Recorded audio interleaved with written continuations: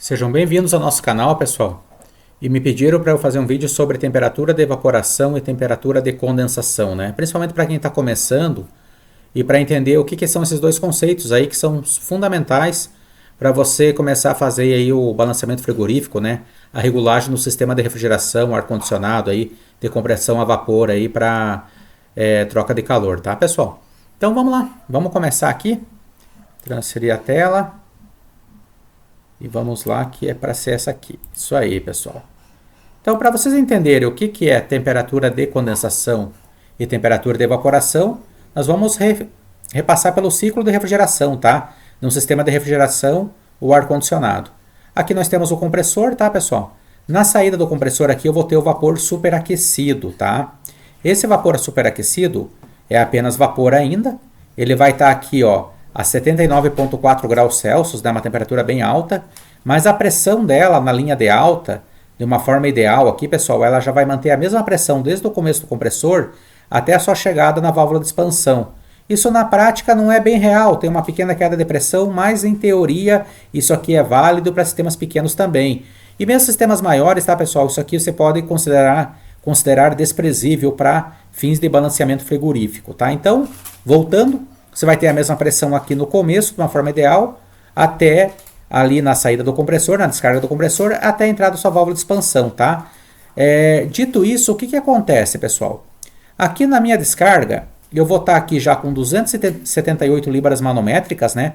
Você vai conectar ali teu manifolds, ali, o teu manômetro ali do lado de alta, né? E você vai medir ali 278 libras manométricas. Porém, no começo, onde tem o seu vapor, eu estou a 79,4 graus Celsius. Quando eu começo a condensar aqui dentro do condensador, tá? Eu começo a ter a formação de líquido dentro do meu condensador, tá? Nessa formação de líquido, o que acontece, pessoal? Eu tenho uma mistura vapor mais líquido. Quando eu tenho essa mistura vapor mais líquido, eu vou ter uma temperatura constante enquanto eu tiver vapor mais líquido, tá? Então, se eu for na minha régua pressão-temperatura a 278 libras manométricas, eu vou medir ali 51,7 graus Celsius, né? Eu vou ler esse número aí de 51,7 graus Celsius. Essa temperatura é a minha temperatura de condensação, tá? Por quê? Porque eu já estou no circuito onde eu tenho líquido mais vapor, ok? Aqui eu começo a ter a minha rejeição aqui por calor latente, tá, pessoal? Quando eu chego no final do condensador, eu já estou com 100% de líquido. E aqui eu começo a ter meu subresfriamento já em forma de calor sensível, tá, pessoal? E aqui o que acontece? Eu mantenho minha pressão de 278 libras manométricas, eu não mudo minha pressão, porém minha temperatura começa a diminuir, tá? Essa diminuição de temperatura aqui, ó, eu chamo de subresfriamento. Então, ao invés de eu ter 51,7 graus Celsius aqui no meio do condensador, mais para o início do condensador, no final dele eu já vou ter 46,1 graus Celsius. Essa diferença de 51,7 para 46,1 é o meu subresfriamento. Isso é desejável, isso é importante para eu ter certeza que eu tive 100% de condensação no meu condensador, tá? Porque eu começo aqui condensando com mais vapor e menos líquido e vou terminando com praticamente 100% de líquido, tá? Ainda eu posso usar aqui um receiver, né, que é um tanque de líquido, para ter o selamento mecânico e ter uma certeza da certeza que eu vou ter 100% de líquido aqui na minha válvula de expansão, tá? Então, minha temperatura de condensação é aqui no meio do meu condensador, onde eu tenho vapor mais líquido, ok? E o que é minha temperatura de evaporação? Pois bem, quando eu tenho minha queda de pressão para o meu elemento de expansão, seja ele um tubo capilar, seja um orifício, seja uma válvula de expansão, seja uma válvula de expansão eletrônica, eu tenho já no início do evaporador vapor mais líquido, tá, pessoal? Eu vou ter um líquido aqui frio, né, a baixa pressão, baixa temperatura, aqui menos 3,9 graus Celsius, mas eu já saio com o meu flash gas aqui, pessoal. Então eu já tenho aqui líquido mais vapor já desde o início do evaporador, tá? Então o que acontece? Em toda a minha linha de baixa, desde o começo aqui da saída da minha válvula de expansão até a chegada na sucção no meu compressor, de uma forma ideal de novo, eu vou manter a mesma pressão de baixa, né, onde eu vou ler no meu manômetro ali do lado de baixa do meu conjunto manifolds. Aqui eu tenho 49 PSG, 49 libras, tá? Eu vou ter 49 libras desde o começo aqui do evaporador até a chegada na sucção do meu compressor.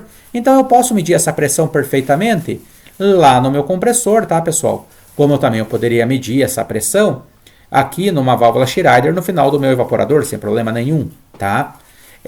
Aonde que eu tenho minha temperatura de evaporação? No início do meu evaporador até o final, aqui quase o final dele, onde eu já vou estar 100% evaporado, tá, pessoal? Então o meu líquido aqui vai estar 100% evaporado e eu vou ter só vapor. No final do meu evaporador, eu vou ter só vapor e ele começa a se aquecer, tá? Porque agora eu tenho um aquecimento por calor sensível, tá, pessoal? Aqui eu tinha troca de calor latente e agora eu tenho calor sensível, tá? Porque eu só tenho vapor e eu começo a aquecer. Então aqui no final do evaporador, vamos supor que eu esteja com 1,7 graus Celsius. Essa diferença de menos 3,9 graus Celsius para 1,7 graus Celsius é o meu superaquecimento, ok? E eu vou aquecendo cada vez mais, só vou aquecendo até chegar no meu compressor, tá? Por isso que é importante que isso aqui esteja bem isolado, né? Quando eu chego no meu compressor, eu já tenho 7,2 graus Celsius. Essa diferença de menos 3,9 graus Celsius para 7,2 graus Celsius é o meu superaquecimento total. O meu superaquecimento total ele é muito importante para a vida útil do meu compressor. Meu superaquecimento útil ele é muito importante para eu ter certeza que eu estou tendo 100% de evaporação, né, para a segurança do meu compressor e para eu ter certeza que o rendimento do meu sistema frigorífico como um todo está ok. Beleza, pessoal? Então, o que acontece aqui, ó? Quando eu pego no meu gráfico pressão, entalpia, eu tenho aqui, ó, o meu circuito. Eu redesenhei esse circuito aqui, ó, no meu gráfico pressão, entalpia, tá, pessoal? Então, o que acontece aqui, ó? Vocês estão vendo essa faixinha aqui que eu estou com o meu mouse aqui, ó? Aqui é a minha linha de superaquecimento. Então, o que aconteceu aqui, ó? Eu saí do meu domo. Olha o meu domo aqui, ó. Eu estou fazendo todo o meu domo aqui, pessoal. Esse domo aqui é onde eu tenho vapor mais líquido no R22, tá? Fluido R22. Dentro dessa mistura líquido mais vapor, é onde minha régua pressão-temperatura é válida, tá? É onde eu vou bater ali minha régua pressão-temperatura. Pela minha pressão, a minha temperatura vai ser válida. Se eu tiver aqui, ó, no final do meu evaporador, já não é mais válido, porque eu estou fora do meu domo aqui, da minha mistura líquido mais vapor, tá? Aqui o meu compressor faz o trabalho, tá? Ele faz todo o trabalho levando a pressão do fluido, ó. E se eu seguir essa linha aqui vermelha, pessoal, ele vai me dar minha temperatura aqui, ó, de descarga de 80 graus aqui aproximadamente, que é o que deu aqui, ó, 79,4, tá? Então, por que acontece isso? Novamente, porque eu já estou fora do meu domo e minha pressão de evaporação, minha temperatura de evaporação e a minha temperatura de condensação, pessoal, aqui já não é mais válido, porque eu estou fora do domo, tá? Quando eu começo aqui meu processo quando eu começo aqui, pessoal, meu processo aqui, ó, de condensação, o que vai acontecendo aqui, ó? Eu entro no meu domo aqui, ó, pessoal, a 52 graus, mais ou menos 51 graus aqui, estão vendo, ó? E eu mantenho essa temperatura estável enquanto eu tenho minha mistura líquido mais vapor, tá? Quando eu chego no final do meu condensador, eu começo a ter um subresfriamento. Eu começo a resfriar ele. Note que nesse subresfriamento aqui, pessoal, eu estou fora novamente do meu domo, da minha mistura líquido mais vapor. Aí eu passo na minha válvula de expansão e, ó, pimba, caí aqui a minha pressão, tá, pessoal? E eu começo aqui no meu ciclo, no meu evaporador novamente, até chegar no meu compressor, tá, pessoal? Então, basicamente, por que eu expliquei isso aqui? Eu vou fazer um vídeo só de gráfico pH para vocês, muito mais detalhado. Mas é só para vocês entenderem que a régua, a pressão, temperatura, para você ver a temperatura de evaporação, a temperatura de condensação, só é válida quando eu tenho a minha mistura líquido mais vapor. Na prática, pessoal, como isso funciona? Eu tenho meu evaporador, tá? E eu tenho aqui minha válvula de expansão, ok? Eu vou precisar de um termômetro, tá, pessoal, aqui. O meu conjunto manifolds, né?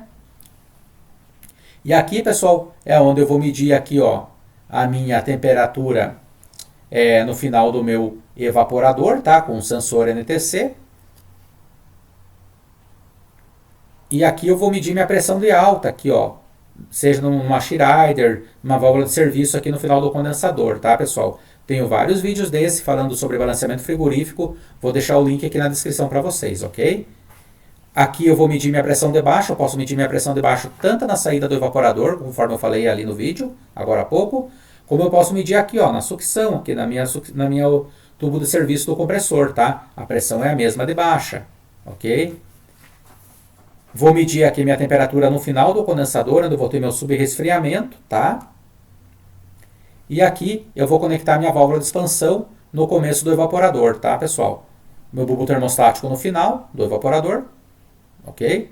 E minha equalização externa aqui, ó, vou conectar aqui no meu tubo aqui do evaporador também, tá, pessoal? O que que acontece aqui, ó? No centro desse evaporador aqui, ó, que eu vou ter minha temperatura de evaporação, tá? Então, nesse centro aqui eu tenho minha temperatura de evaporação. E aqui, ó, no centro aqui, ó, desse condensador, tá? De uma forma didática, ele já começa a condensar aqui e você vai ter aqui a tua temperatura de condensação. Então, a tua temperatura de evaporação você vai ter desde o início do evaporador, indo para o centro dele, tá, pessoal? Para o final aqui eu já tenho o meu superaquecimento. Na condensação, mesmo comentário. Só que ao invés de eu ter já bem aqui no começo, aqui ainda eu tenho vapor superaquecido, tá? Ele vai começar a condensar aqui no início do condensador, no centro dele aqui, num sistema bem dimensionado, bem projetado, que eu vou ter minha temperatura aqui de condensação, que eu vou pegar na minha régua pressão-temperatura, que é essa aqui, ó, pessoal. Essa régua pressão-temperatura aqui é da Danfoss, tem outros também, tem da Embraco, tem aquelas antigas, né, que era uma manual, né, que a Dupont antigamente dava para as pessoas, aí a Eugene também tinha, tá? Essa ferramenta aqui que você vai selecionar pelo seu fluido refrigerante, você vai indicar aqui a pressão que você leu no teu manômetro e você vai ter essa temperatura. Nesse caso aqui a temperatura de condensação ou a temperatura de evaporação, tá? Então lembrando, pessoal, recapitulando, temperatura de condensação por quê? Porque eu estou condensando, eu estou mudando de vapor para líquido, tá, pessoal? Evaporação por quê? Porque a minha temperatura é que eu estou evaporando, tá? Eu estou mudando de líquido para vapor, tá, pessoal? Então o que que acontece? Eu vou deixar os links aqui, para não ficar muito longo. Vou deixar os links do vídeo do superaquecimento e subresfriamento e também os links de balanceamento frigorífico para vocês, tá, pessoal? Então, para quem me perguntou, temperatura de condensação e de evaporação é basicamente isso. Espero que tenha ficado bem didático aí, pessoal. Não deixe de curtir o vídeo, se inscreva no nosso canal, compartilhe, tá, pessoal? Forte abraço e até o próximo vídeo.